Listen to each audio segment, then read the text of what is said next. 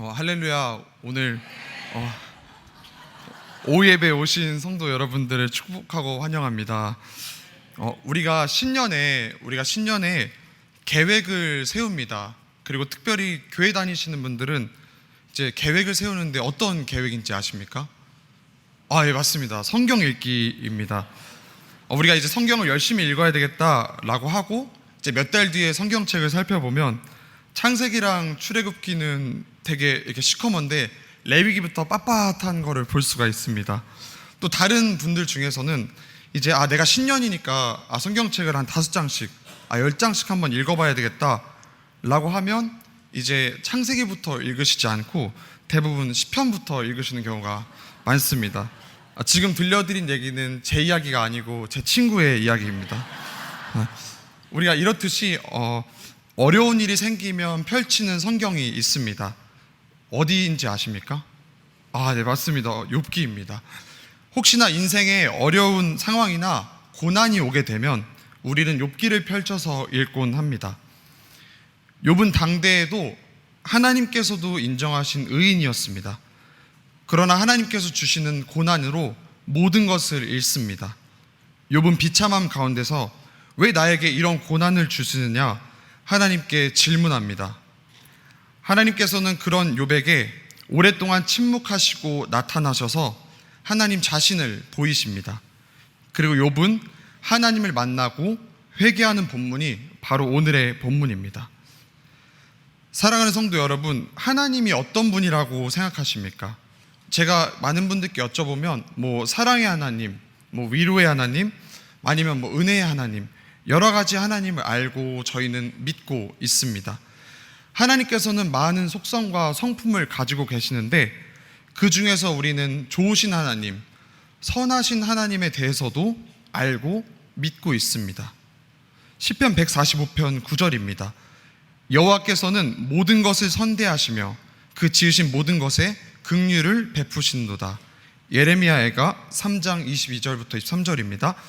여호와의 인자와 긍휼이 무궁하심으로 우리가 진멸되지 아니함이니이다. 이것들이 아침마다 새로우니 주의 성실하심이 크시도소이다. 아멘. 우리가 위에 성경 구절을 제외하고도 선하신 하나님에 대한 이야기는 성경 전반에서 많이 찾을 수 있습니다. 선하신 하나님께서 하시는 일들은 어떠실까요? 당연히 선하실 것입니다. 하나님께서 행하시는 모든 일들은 선하시고 그렇기 때문에 처음도 중간도 결말도 당연히 선할 것입니다. 우리가 모두 이것을 믿고 어떤 분들은 고개도 끄덕이시고 아멘도 하셨는데 만약에 우리가 그렇다면 이 질문을 가지고 방향을 바꿔서 이런 분들께 질문을 드리면 어떨까요? 만약에 교통사고가 나서 크게 다친 사람에게 하나님이 하시는 일은 모두 선하다고 하시는데 하나님은 선하십니까? 라고 질문하면 어떨까요? 아니면 혹시나 불의의 사고로 가족을 잃은 슬픔에 잠겨있는 사람에게 가서 하나님이 하시는 모든 일들은 선하다고 하시는데 하나님이 선하십니까? 라고 질문한다면 어떨까요? 솔직히 대답하기가 너무 어렵습니다. 그리고 오히려 질문한 사람한테 너무 못됐다 라고 할지도 모릅니다. 오늘 본문에 등장하는 그 욥이 바로 그런 질문을 받은 상황과 똑같습니다. 욥은 원래 하나님을 선하다고 믿고 찬양하고 경배하고 살고 있었습니다. 그런데 한순간에, 그것도 단 한순간에 모든 것을 잃습니다. 자녀를 한 번에 10명씩이나 잃습니다. 당대 최고의 부자가 한순간에 빈털터리가 되었습니다. 그렇게 건강했던 몸도 질그릇으로 긁지 않으면 욕창의 그 가려움을 견디지 못할 만큼 건강도 악화되었습니다. 곁에 있어줘야 되는 아내는 그걸 보면서 차라리 그냥 하나님을 저주하고 너도 그냥 목숨을 끊어라 라고 저주하며 욥을 떠났습니다. 욥의 마음이 어땠을까요? 사실 말해서 뭐합니까? 너무 힘들었을 겁니다. 욥은 너무 괴로운 나머지 하나님께 질문하기 시작합니다.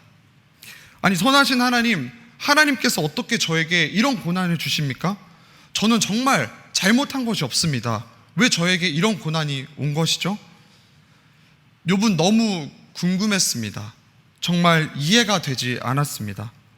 자신같이 착하고 하나님을 경배하고 의인인 사람에게는 좋은 것으로 화답해 주셔야 하는데, 그게 맞는데 오히려 고난을 주시는 하나님께 너무 큰 의문이 생겼습니다. 어떻게 보면 또 당연한 질문입니다. 누가 저런 고난을 당했는데 가만히 있을 수 있었을까요? 정말 지푸라기라도 잡는 심정으로 하나님께 절규하며 질문하지 않았을까요? 그때 하나님께서 나타나십니다. 처음에 하나님이 다시 등장하셨을 때 얼마나 욥이 설렜겠습니까? 이제 드디어 내 고난의 이유에 대해서 알려주시는구나 라고 생각했을 것입니다. 욥기 38장 1절부터 4절입니다. 제가 읽어드리겠습니다. 그때 여호와께서 폭풍우 가운데서 욥에게 말씀하여 이르시되, 무지한 말로 생각을 어둡게 하는 자가 누구냐? 너는 대장부처럼 허리를 묶고 내가 내게 묻는 것을 대답할지니라. 내가 땅에 기초를 놓을 때 네가 어디 있었느냐? 네가 깨달아 알았거든 말할지니라. 무식한 말로 나의 뜻을 어둡게 하는 자가 누구냐? 너가 그렇게 잘났냐? 내가 이 세상을 창조할 때 넌 어디 있었느냐? 네가 그렇게 많이 알거든 한번 대답 한번 해보거라. 기대에 부푼 마음을 가지고 욥은 하나님을 기다렸는데 하나님께 돌아오는 화답의 목소리는 위로가 아닌 책망이었습니다. 얼마나 서운했을지 참 상상이 가지 않습니다. 하나님께서 나타나셔서 자신의 고난의 이유에 대해서 알려주실 줄 알았는데 나타나시자마자 너무 크게 혼을 내십니다. 그런데 욥의 반응이 서운함이 아닙니다. 욥의 반응이 조금 이상합니다. 하나님의 책망을 듣고 서운해하는 것이 아니라 오히려 진정으로 하나님께 엎드려 회개하기 시작합니다. 하나님이 말씀하신 것처럼 자신의 무지를 깨닫고 납작 하나님께 엎드립니다. 오늘 본문 3절입니다. 무지한 말로 이치를 가린 자가 누구이니까? 나는 깨닫지도 못한 일을 말하였고 스스로 알 수도 없고 헤아리기도 어려운 일을 말하였나이다. 이어서 6절입니다. 그러므로 내가 스스로 거두어드리고 티끌과 제 가운데서 회개하나이다. 욥은 하나님의 음성에 곧바로 엎드려 회개합니다. 왜 그랬을까요? 바로 욥이 깨달은 것은 자신의 고난의 이유가 아니라 바로 자신의 교만함 때문이었습니다. 우리가 욥기 전체를 살펴보면 세 친구가 등장합니다. 세 친구는 욥에게 와서 이렇게 말합니다. 하나님은 공의로우신 분이기 때문에 너가 분명히 이렇게 큰 벌을 받는 거는 그만큼 너가 큰 잘못을 했기 때문일 거다. 네가 만약에 진짜 잘했으면 축복을 받아야지. 맞는 말입니다, 사실. 그러나 조금 이거를 어려운 말로 이야기를 하면 우린 이걸 보응 원리라고 이야기를 합니다. 잘못했으면 벌을 주시고 잘했으면 상을 주시는 하나님이시라는 거죠. 굉장히 합리적이고 굉장히 공의롭고 굉장히 도덕적입니다. 그런데 오늘 본문 이후를 살펴보시면 하나님께서는 오히려 이 보응 원리가 틀렸다고 말씀하시며 새 친구를 책망하시는 걸 볼 수 있습니다. 이상합니다. 왜냐하면 새 친구는 굉장히 합리적이고 우리가 그동안 성경에서 봐왔던 그런 하나님, 공의로우시고 도덕적인 하나님을 이야기했는데 하나님께서는 그걸 틀렸다고 말씀을 하십니다.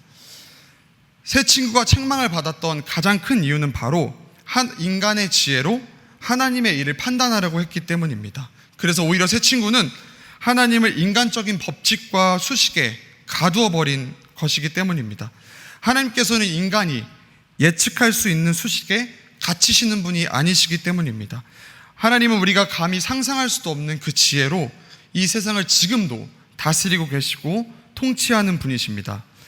더 높은 차원의 하나님의 경륜과 지혜를 이 세 친구들은 알 수가 없었기 때문에 하나님의 크심을 오히려 자신들의 생각으로 가두어 버리고 제한한 꼴이 되어버린 것입니다. 욥기 28장 28절입니다. 또 사람에게 말씀하셨도다. 보라, 주를 경외함이 지혜요 악을 떠남이 명철이니라. 욥은 회개한 이후에 자기가 생각했던 그 보응 원리, 이 모든 수식에서 하나님의 그 수식을 벗어버립니다. 욥은 실제로 선한 사람이었습니다. 하나님께도 인정받은 선한 사람이었고 자기는 그래서 반드시 축복을 받아야 한다고 생각을 했지만 사실 그것은 하나님을 오히려 제한하고 예측하고 판단한 교만함이었습니다. 하나님의 크신 지혜를 깨닫고 나니 선과 악의 기준은 자신이 아니라 오직 하나님께서만 판단할 수 있다는 것을 깊게 깨닫게 되었습니다. 아득히 높으신 하나님의 지혜와 이 세상을 통치하는 법칙을 만약에 자기한테 알려주면 자기가 이해하고 받아들일 수 있다고 생각했던 자체가 너무 큰 오만이고 교만이었다는 것을 뒤늦게나마 깨달은 것입니다. 그래서 욥은 회개했던 겁니다. 그래서 그 크신 지혜 앞에 자기가 실제로 선한 사람이고 선한 일을 했어도 그 상황 앞에 의문을 품었다는 것 자체가 내가 하나님의 지혜에 전면으로 도전하는 자였구나, 내가 하나님을 오히려 인간적인 수식에 가둬버리는 것이라는 걸 뒤늦게나마 깨닫게 됐습니다. 하나님께서는 인간이 이해할 수 없는 아득한 지혜로 지금도 이 세상을 다스리고 계신 줄 믿습니다. 그리고 지금 우리에게 일어나는 모든 일들은 선하신 하나님의 결과인 줄, 그리고 그 지혜인 줄 우리는 믿습니다. 그런데 욥은 이러한 걸 깨닫고 그냥 회개만 한 것이 아닙니다. 바로 이 상황에서 욥은 위로를 받습니다. 근데 도대체 왜 하나님께 이렇게 회개하고 혼났는데 위로가 될 수 있었을까요? 바로 그 이유는 바로 욥이 진심으로 하나님을 믿었기 때문입니다. 정확히 말하면 아까 말씀드린 선하신 하나님을 진정으로 믿었기 때문에 욥은 그래서 그 당시에 위로를 받을 수 있었습니다. 아까 우리가 고백했던 것처럼 선하신 하나님은 처음도 선하시고 중간도 선하시고 우리에게 행하시는 모든 결말도 당연히 선하십니다. 그래서 하나님의 그 놀라운 선하심이 절대 그 자신을 고난 중에 내버려두지 않을 것이라는 것을 확실히 알았고 확실히 믿었기 때문에 그는 위로를 받은 줄 믿습니다. 그래서 정말로 욥은 하나님의 그 선하심을 믿었기 때문에 그 처절한 고난 속에서도 절대 자신을 내버려두지 않으시고 여기서 끝내지 않으시고 반드시 자기를 회복시키시고 일으키실 하나님을 믿었던 것입니다. 그래서 욥은 위로를 얻었습니다. 욥은 이후에 어떻게 됩니까? 마치 보란듯이 장수하며 이전보다 갑절의 축복을 받고 인간으로 누릴 수 있는 정말 많은 축복들을 받게 됩니다. 결국 선하신 하나님께서는 욥이 회개한 이후에 욥이 믿은 그대로 욥을 선한 길로 이끄신 줄 믿습니다. 그런데 우리가 진짜 고난을 받게 되면 솔직히 하나님은 선하십니다 이런 고백 잘 안 나옵니다. 그리고 혹시나 누가 그렇게 얘기하면 솔직하게 저도 네가 한번 당해봐, 솔직히 저도 이런 생각 저부터도 떠오릅니다. 그래서 고난을 겪으시는 분들한테 가서 위로는 해드릴 수 있어도 하나님은 선하십니다 이런 말 솔직히 이만큼 잔인한 말이 없습니다. 그런데 오늘의 말씀이 왜 욥의 회개가 우리에게 위로가 됩니까? 우리에게 닥친 상황은 절대로 끝이 아니기 때문입니다. 우리에게 지금 닥친 그 상황은 선한 곳으로 가기 위해서 잠깐 지나가는 과정일 뿐입니다. 하나님께서 만약 고난을 주시는 이유가, 아니면 이런 어려운 상황에 처하게 하시는 이유가 만약에 슬퍼하고 속상해하라는 목적이었다면 우리는 그거에 충실하게 속상해하고 슬퍼하고 고난을 받으면 됩니다. 그게 목적이니까요. 그러나 하나님께서 그게 목적이 아니시고 우리에게 이러한 상황을 주시는 이유가 우리가 보기에는 어려움과 고난처럼 보여도 정말 우리를 선한 길로 이끄시고 우리가 혹시나 하나님을 만나기 위한 그 발판이라면, 우리가 혹시나 잠깐 지나쳐 가야 하는 곳이라면 우리는 기뻐하며 기다릴 수 있는 것입니다. 정말로 하나님이 나를 선하게 이끄실 것이다, 정말 이것이 끝이 아니다, 하나님의 선하심을 믿는다면 지금 나에게 닥친 상황은 우리를 아프게 하시려는 하나님의 계획이 아니라 우리에게 좋은 것을 주시기 위한 하나님의 크신 계획이라는 것을 믿으시길 소망합니다. 하나님은 우리의 예측 그 너머로 일하시는 분이십니다. 우리가 보기에는 그렇지 않아 보여도 하나님께서는 그것을 아득히 넘어서 놀라운 지혜로 우리와 함께하고 계시고 우리를 사랑하고 계시고 우리를 지금도 선한 길로 이끌고 계시는 줄 믿습니다.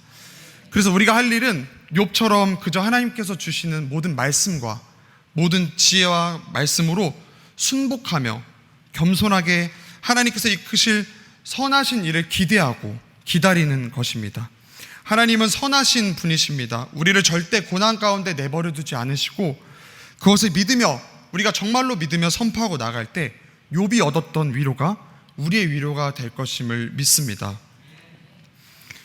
사랑하는 성도 여러분, 오늘의 말씀을 통해 하나님의 위로를 얻으시기를 소망합니다. 만약 지금 상황이 제가 사실 성도님들의 상황을 어떻게 다 알겠습니까? 진짜 어려운 상황을 지나가시는 분도 계실 거고, 이제 막 어려운 상황이 닥쳐오신 분도 계실 거고, 아니면 이미 지나가서 또 평온한 상태에 계신 분도 계시겠지만, 만약 지금 상황이 너무 어렵거나 앞으로 닥칠 일이 두렵다면 그것은 찰나입니다. 그래서 이건 지나가는 중이구나, 여기가 끝이 아니구나 라고 느끼게 되면 이것만큼 위로가 되는 말씀이 없습니다. 하나님의 크신 뜻을 믿고 하나님의 진짜 선하심을 믿는 사람이라면 하나님께서 선한 길로, 축복의 길로 이끄시기 위해서 그 선한 결과를 향해서 지나가야 하는, 아니면 오늘 말씀의 제목처럼 지나가는 중이기 때문에 우리는 위로를 받을 수 있는 것입니다. 하나님께서 하시는 모든 일은 선하십니다 라는 말이 잔인한 말이 아니라 이걸 믿는 순간부터는 진짜로 우리에게 위로가 되는 줄 믿습니다. 왜냐하면 하나님께서는 아득히 높으신 지혜로 지금도 우리에게 선한 것을 주시려고 노력하시고 일하시는 분이시기 때문입니다. 그래서 욥은 오늘의 본문 말씀처럼 주께서는 못할 일이 없으십니다. 무슨 계획이든지 못 이룰 일이 없는 줄 믿습니다. 내가 주님을 귀로만 들었는데 이제 내가 주님의 지혜를 체험하니 이제 내 눈으로 주님을 봅니다 라고 고백하는 욥처럼 우리의 고백이 그런 고백이 되기를 소망합니다. 하나님께서는 또 자식에게 좋은 것만 주시지 않습니까? 하나님께서도 아들이 떡을 달라 하는데 돌을 주고 생선을 달라 하는데 뱀을 줄 사람이 있겠느냐? 그런데 설마 하늘에 계신 하나님께서, 아버지께서 구하는 자에게 좋은 것으로 주시지 않겠느냐라는 말씀처럼 하나님께서 정말 우리에게 선한 걸 주고 싶으시고 지금도 그렇게 이끌어 가시는 분이십니다. 지금 만약 어려운 상황을 지나고 계시는 분들이 계시거나 앞으로 고난이 닥치신다면 이게 끝이 아니구나, 이건 하나님께서 나를 선한 길로 이끄시기 위해서 지나가는 중이구나 라고 느끼셨으면 좋겠습니다. 하나님께서 반드시 우리를 좋은 곳으로 이끄시고 하나님께서 함께 하신다는 것을 잊지 않으셨으면 좋겠습니다. 선한 길로 이끄시는 하나님을 믿으실 때 놀라운 위로가 함께 하시길 소망합니다. 그래서 지금 겪으시는 모든 고난과 역경을 지나가는 중이라고 생각하시고 위로를 얻으시길 소망합니다. 그리고 앞으로 있을 모든 일들도 선하신 하나님을 믿음으로 넉넉히 통과하시는 울산교회 성도 여러분들이 되시기를 소망합니다.